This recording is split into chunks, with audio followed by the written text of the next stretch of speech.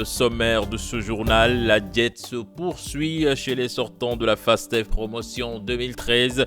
Après 9 jours de grève, 10 sur 30 sont dans un état critique, certains admis aux urgences.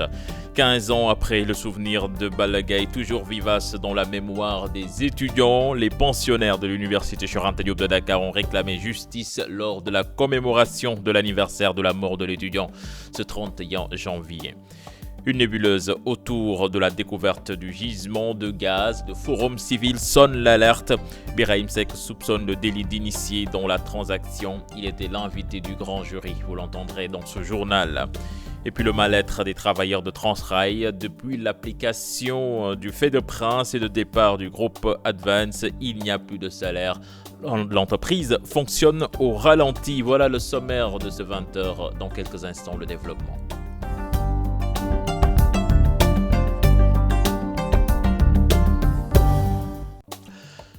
9e jour de grève des sortants de la FASTEF. À l'heure actuelle, 10 sur 30 grévistes se trouvent dans un état critique. Certains ont même été admis aux urgences.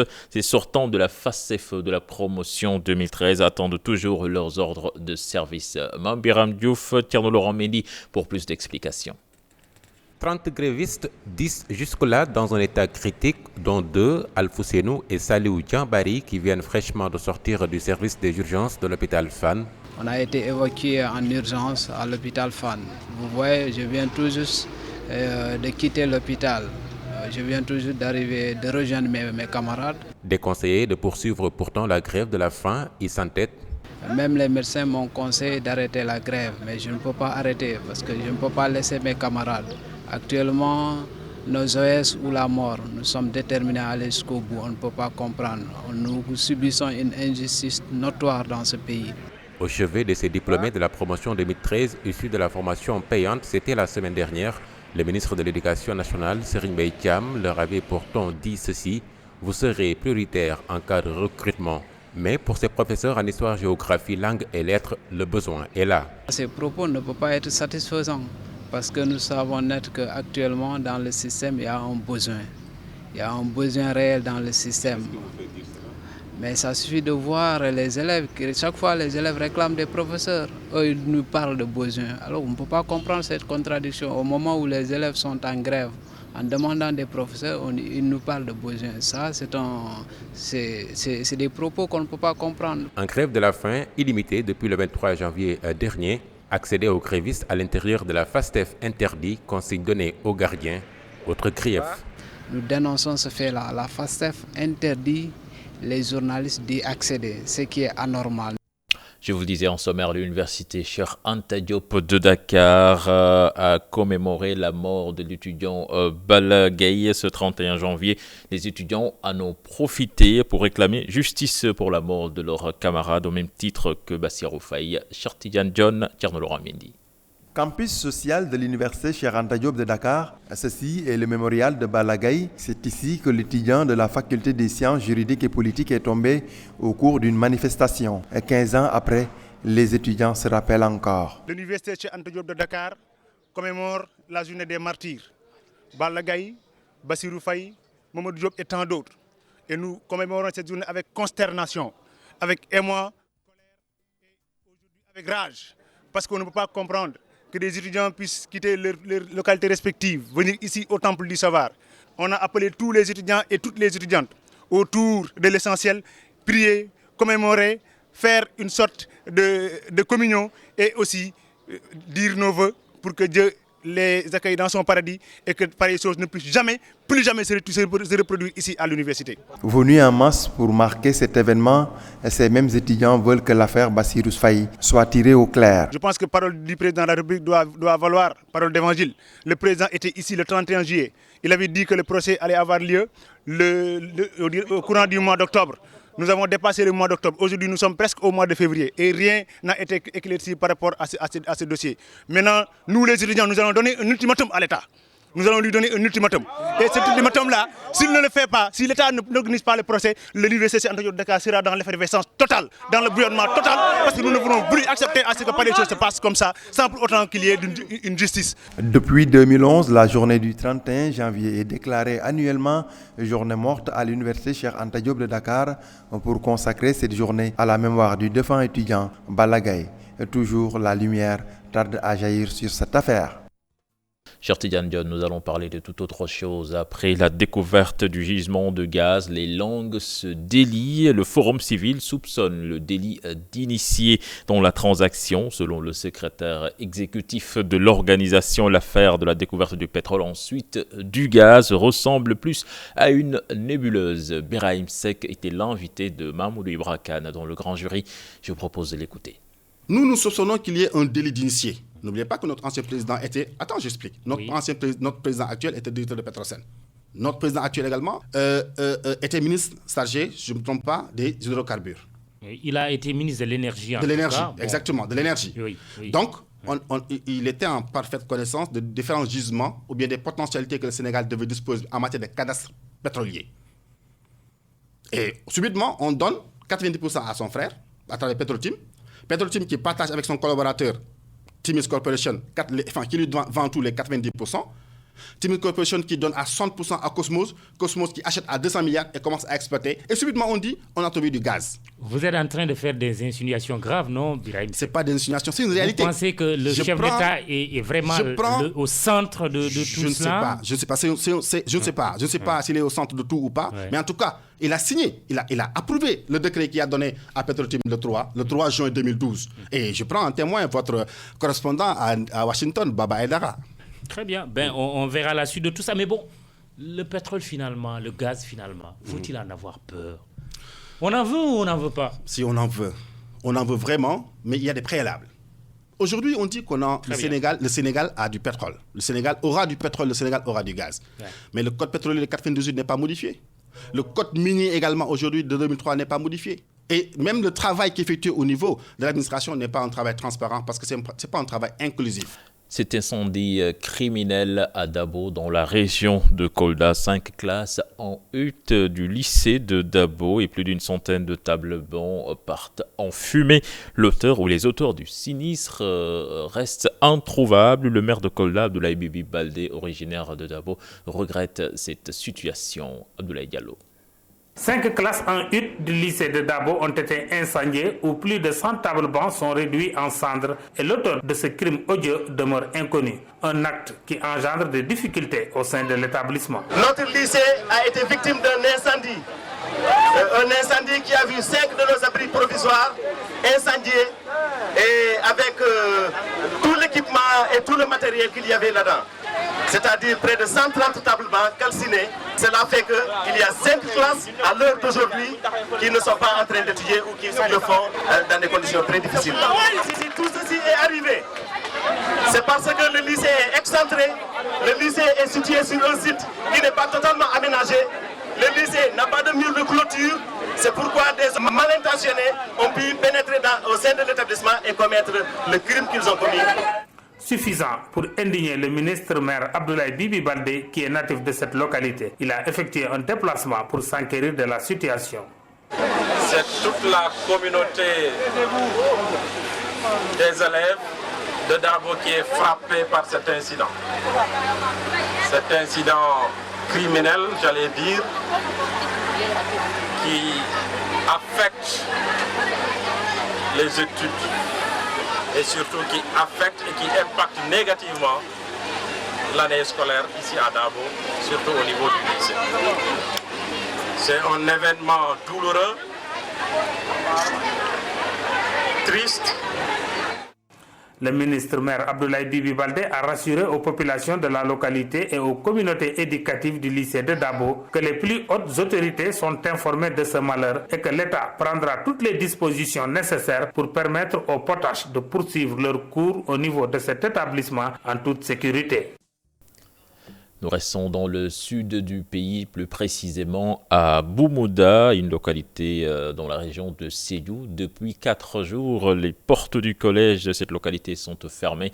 Les parents d'élèves ne veulent plus du principal de ce collège. Ils l'accusent de mal gérer l'établissement, des allégations rejetées par le principal. Et puis le sous-préfet de Diredi joue les médiations. Plus d'explications avec Bakary Konté et Salah Samba. La tension est très vive dans le village de Bummuda. Les populations ont décidé de retenir leurs enfants à la maison. Depuis 4 jours, le collège de Bummuda ne fonctionne plus. L'argent qu'il récupérait des inscriptions, il mettait ça dans sa poche ou bien dans son compte personnel. Donc, partant de toutes ces situations, la population a jugé nécessaire de retenir les cotisations, de ne pas inscrire les enfants. On a essayé de ne plus inscrire les enfants tant que ce principal est là. Nous avons essayé de faire les différentes démarches au niveau des autorités. Dans un premier temps, on a essayé d'abord de faire un rapport pour dénoncer la gestion de M. Gueye, que nous avons adressé à l'IA sous ampliation du sous-préfet, du préfet et de l'IF, et même de l'OFNAC. La population, consciente de ce qu'il doit faire, ont essayé de maintenir les enfants à la maison. Voilà, presque 72 heures, nos enfants n'étudient pas. 4 jours aujourd'hui, nos enfants n'étudient pas. Ces enfants n'étudient pas parce que les parents ont décidé le départ du principal. Tant que le principal est au sein de l'établissement, au sein de la tête de cet établissement, les enfants n'iront pas à l'école. 2 kankourans circulent dans le village. Nous avons sorti du kankourang parce que c'est notre culture. C'est une manière au moins d'alerter. Encore, le kankourang, c'est la population qui a décidé ainsi. On n'a pas sorti le kankourang pour effrayer ou bien pour faire du mal à qui que ce soit. Nous l'avons sorti, ça fait partie de notre culture. Donc quand le village est dans une situation qui nous dépasse, il faut sortir le kankourang. C'est une question encore de mobiliser encore beaucoup plus davantage de monde. Cause pour laquelle nous avons sorti le kankourang. Des accusations rejetées par le principal Mbaye Gueye. La situation est devenue critique dans cette partie de l'arrondissement de Diredi. Le sous-préfet de la localité, Papa Masser Diop, que nous avons rencontré, déclare que des médiations sont en cours. Tout est sous contrôle et il y aura une sortie de crise. Bakary Konté, merci. Je vous l'annonçais en sommaire. Transrail, les travailleurs déplorent les difficultés que traverse l'entreprise depuis l'application du fait de prince et le départ du groupe Advance. Il n'y a plus de salaire et Transrail fonctionne avec 3 locomotives. Les travailleurs en point de presse ont déploré cette situation. Ils ont alerté l'opinion et interpellé l'État. Charanta Diop, Seylatia. Transrail va inévitablement vers la fermeture. Les travailleurs l'ont affirmé lors d'un point de presse. L'Union des travailleurs de Transrail se dit inquiète. Le président de l'Union, Madio Diagne, révèle que certains cheminots n'ont pas perçu intégralement leur salaire. Pour lui, l'État n'a pas respecté ses engagements vis-à-vis du concessionnaire du groupe Advance. Et cela risque encore de mettre les travailleurs dans une situation délicate. Les États avaient donné l'assurance qu'il y avait de l'argent mis à côté pour gérer la période de préavis.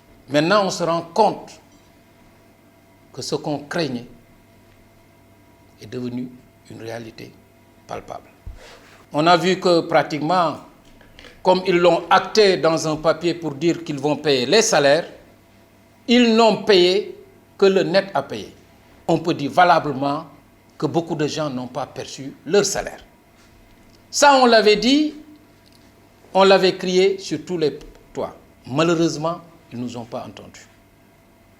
Maintenant, la responsabilité revient aux États de gérer Transrail. Mais nous, en tout cas, en parcourant en tout cas les correspondances, on se rend compte que la situation va aller de mal en pis, surtout avec le concessionnaire. Les travailleurs de Transrail ont décidé de déposer un préavis de grève pour dénoncer une telle situation. Nous parlons politique à présent avec le coordonnateur régional du Parti démocratique sénégalais à Saint-Louis qui demande au président de la République Macky Sall de respecter l'avis du groupe de travail de l'ONU. Ahmed Fall Braya pense que le président de la République doit se conformer à cette décision et libérer Karim Wade. Je propose de l'écouter. Il est interrogé par Ousseynou Diop et Habib Seck. C'est le moment, à mon avis, ou jamais, pour que le président Macky Sall puisse se ressaisir et libérer Karim Wade. Il y avait une liste peut-être de 25 personnes. Il est le seul à être en prison aujourd'hui. Les instances juridiques des Nations Unies avaient demandé sa libération. Aujourd'hui, ils l'ont réitéré. Je crois que maintenant, force est de reconnaître que c'est un plaisir et une joie pour nous de voir que Karim, depuis qu'il est traqué, il n'y a aucune preuve sur lui qui peut l'accabler et le faire rester en prison. C'est vrai, ils sont tous libérés, de Omar Sarr au Jeune Ba, en passant par Toussaint Manga, mais nous demandons à ce que Karim Wade puisse être libéré et dans les meilleurs délais. Et puis Wally Seck siffle la fin de la polémique autour du sac à main. Il déchire en public l'accessoire. C'était à l'occasion d'une prestation au Grand Théâtre de Dakar, un moment saisi pour demander pardon aux fans et à la population sénégalaise. Ibrahim Benjamin Diagne, spécialiste en gestion des produits numériques à l'UGB, décrypte la communication de l'artiste. Il est interrogé par Aminata Baresso. Que ça soit soppe am bi jam xarit andando maa ngi leen di jéggalu yéen ñëpp. Un ciseau pour mettre fin à la polémique. Wally Seck tourne la page du fameux sac à main, épilogue d'un bouillonnant feuilleton. L'histoire du sac de Wally, si c'était un référendum, on allait dire que c'est le non l'a remporté majoritairement. Et c'est ce que justement Wally a compris. Parce que, premièrement, maintenant si nous partons de la logique communicationnelle ou du marketing, c'est normal. Il a lancé un produit, il voulait lancer une marque, et pour toute marque, il faut d'abord procéder à un test. Et apparemment, le public a dit non. Il a choisi la scène du Grand Théâtre de Dakar, une démarche pas fortuite. À travers ce geste, en déchirant publiquement ce sac, moi j'ai dit, il s'adresse à deux publics. D'abord à ses fans, eux-mêmes, ceux qui portaient le sac par amour à sa musique ou en tout cas à la personne elle-même. Donc il leur dit, mais basta, il ne faut plus porter. Au grand public également qui dit non, il leur dit, alors je m'excuse. Wally Seck aurait-il capitulé devant le rejet populaire? Cette communication n'est-elle pas tardive? Donc il n'a fait que suivre son agenda. Il avait un produit à promouvoir. Il fallait qu'il passe d'abord par l'évaluation. Il a évalué. Et comme je dis, donc, parce que la communication c'est quoi? C'est des allers-retours. Il a transmis un message, les gens ont répondu. Ils ont répondu, il a évolué. Il a évalué, il a encore parlé, il a parlé encore avec le public n'a rien compris. Alors il faut qu'il revienne aussi à la charge pour dire non, j'arrête. Dans tous les cas, ce clip du jeune chanteur sénégalais aura suscité débat sur la scène musicale sénégalaise. Nous parlons santé. Le cancer du sein continue à faire des victimes au Sénégal. Même si certaines réussissent à s'en sortir, c'est le cas de ces deux femmes rencontrées par nos reporters. La solidarité des proches, la prise en charge psychologique ont été capitales. Fatou Bintou Kanté, Mardia. Elles étaient atteintes du cancer du sein, une maladie dont on évite de parler au Sénégal. Pourtant, elle fait des ravages. Mati comme Fatou ont toutes deux une réaction de désespoir quand on leur a annoncé leur maladie. Non, c'est ma surprise. Je me suis dit, mince, alors j'ai pensé aux maladies auto-immunes, j'ai pensé au diabète, mais jamais j'ai pensé que j'allais avoir le cancer, alors que j'ai une amie que j'ai perdue, une autre que j'avais vue il y a 6 mois à l'étranger pour l'encourager. J'ai jamais pensé, donc j'étais plutôt surprise. Quand on me l'a annoncé, je tombais des nues, et puis, mais j'ai quand même eu mon sang-froid. Et c'est quand je suis arrivée chez moi, je suis rentrée dans les toilettes et j'ai pleuré toute seule. Parce que, encore une fois, je voulais protéger mon enfant qui n'avait que 13 ans à l'époque. Et j'avais besoin de l'accompagner. Le cancer du sein est la première cause de mortalité chez la femme au Sénégal.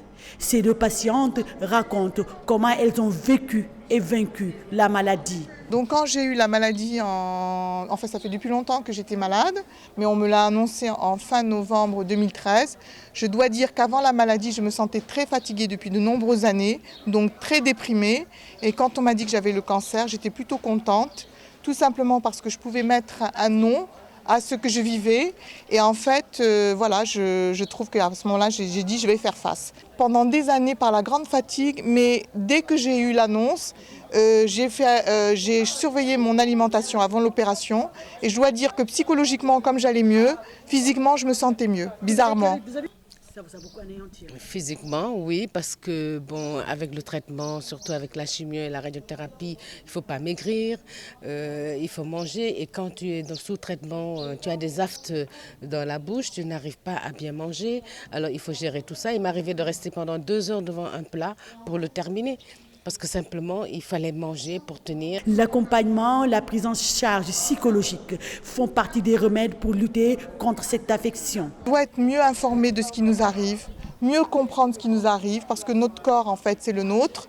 Et on a besoin certainement de l'aider, le corps. Et si on ne peut pas l'aider si on ne s'accompagne pas soi-même en étant mieux informé de ce qui nous arrive. Donc là, je fais un appel aux médecins. Informez, prenez le temps de le faire, annoncez bien aussi si c'est possible, si vous êtes formé pour faire une bonne annonce, tout ça n'est pas négligeable. Parce que pour moi, le cancer, c'était égal à la mort.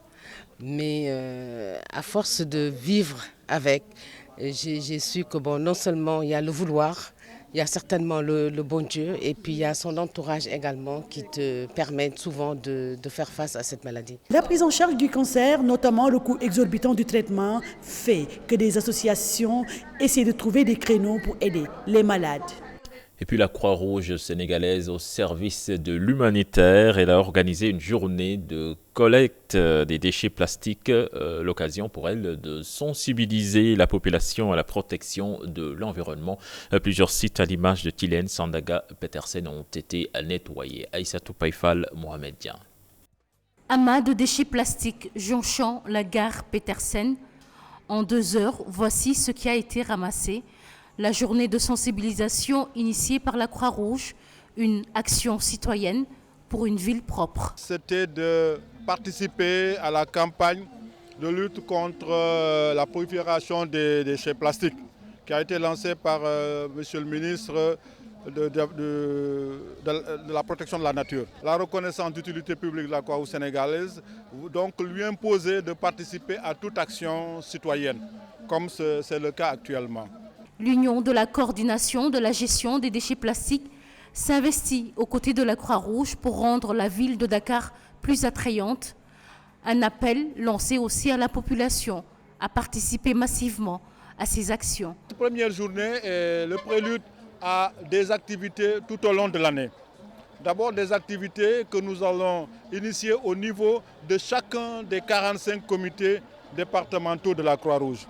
Et là, nous allons inviter nos responsables et les volontaires à s'investir pour qu'au-delà même des déchets plastiques, que tout déchet dans l'environnement soit plus ou moins supprimé. Alors, nous allons le faire, nous allons les inviter à le faire mensuellement. Les volontaires de la Croix-Rouge, pour des actions plus pérennes, ont d'ores et déjà mis en place un calendrier. Nous les remercions et nous encourageons toute la population, tous les citoyens à avoir des gestes civiques, de ne pas jeter les déchets par terre, les sachets plastiques entre autres. Donc on fait on se focalise sur les sachets plastiques, mais il faut vraiment que les citoyens sachent qu'aujourd'hui on ne doit plus mettre les déchets par terre. Il faut vraiment qu'on soit sensibilisés. Un mot d'ordre, plus d'ordures, plus de déchets plastiques. Objectif, Dakar ville propre. Nous allons parler culture à présent sur les traces d'Alioune Badara Beye, Confidences et témoignages. C'est le titre de l'ouvrage consacré au président de l'Association des écrivains du Sénégal. Un livre qui retrace la vie et l'œuvre de cet homme de culture. Un ouvrage réalisé par Pape Abdoulaye Fodé-Dione et Pape Ibn Sarr. La cérémonie de dédicace s'est déroulée ce samedi à Keur Birago, Dissa Prera. Sportif, militaire, douanier, contrôleur économique, l'homme a eu plusieurs vies, un parcours riche, varié et engagé. L'ouvrage retrace ses expériences nationales et internationales. Objectif présenter Alioune Badara Beye à la nouvelle génération. Côtoyé pendant des années, il nous racontait toujours sa vie, ses expériences nationales comme internationales. Et nous avons pensé faire un livre entretien pour mieux lui donner la parole. L'objectif, c'est de le faire connaître et de faire connaître ses compagnons, ses amitiés, faire connaître son environnement et faire connaître tout ce qu'il a fait et qu'il n'avait pas encore dit. L'écrivain, témoin de l'évolution politique du Sénégal depuis les indépendances, est un acteur culturel reconnu. Alioune Badara Beye appelle ses pairs à s'impliquer davantage dans le développement du pays à travers le plan Sénégal émergent. Ce n'est pas normal. Nous, les écrivains, font partie, ce ne sont pas des extraterrestres, ils font partie du pays. Et quand on voit un projet qui vous engage, parce que le projet qui va être adopté va engager notre pays jusqu'en 2035. Donc engage votre famille, engage vos enfants, vos petits-enfants. Vous ne pouvez pas être en retrait. Il faut participer là-dedans, apporter votre contribution. Et s'il y a maintenant des choses à changer, vous faites en quelque sorte qu'on change ceci. Mais vous ne pouvez pas être en retrait. Sur les traces de Alioune Badara Beye, Confidences et témoignages, c'est le titre de l'ouvrage. Une cérémonie de dédicace qui s'est déroulée dans une ambiance très festive. Et puis à présent, zoom sur le village des arts du Sénégal. Ce coin des artistes et des acteurs culturels a la vocation d'être un espace de création, de production et de diffusion. Le village des arts s'étend sur 4 hectares et renferme 52 ateliers avec toutes les disciplines des arts visuels représentés. Nos reporters Ibou Diouf et Diafaraba vous font découvrir ce coin des arts. Vitrine culturelle du Sénégal, le village des arts est aussi un centre de recherche et de création artistique, un espace de 4 hectares composé d'une galerie d'exposition, d'une cafétéria et d'une fonderie en bronze, le tout pour la défense, la conservation et la mise en valeur de notre patrimoine. Au fait, c'est un ancien site chinois. Les Chinois, quand ils construisaient le stade, c'est là qu'ils l'occupaient. C'est à leur départ en 1998 que le président Abdou Diouf a remis ça aux artistes, aux plasticiens. Bien sûr, il y a une longue histoire. Bon, en fait, il y avait d'abord un premier village qui était à l'avenue Pétavin. Le village des arts est fréquenté par des artistes qui travaillent également en collaboration avec d'autres acteurs du monde de la culture. Bon, vous avez des sculpteurs, vous avez des peintres, vous avez des photographes. Vous avez des céramistes, voilà. Donc vous avez toutes les expressions artistiques. Cet espace est aussi ouvert à tous les hommes de culture du Sénégal et des pays amis. Il y a les curateurs, il y a les commissaires d'exposition, il y a tout ce qui s'intéresse à l'art qui passe. C'est une plateforme vraiment qui est très prisée. C'est un espace d'échange. Au lieu de parcourir le Sénégal, aller chercher des artistes confirmés, vous venez au village, vous trouvez tout le monde. Mise à la disposition de la communauté artistique par l'État du Sénégal depuis 1998, ce cadre de concertation et de réflexion sur la problématique de l'art, le village des arts reste un coin des arts.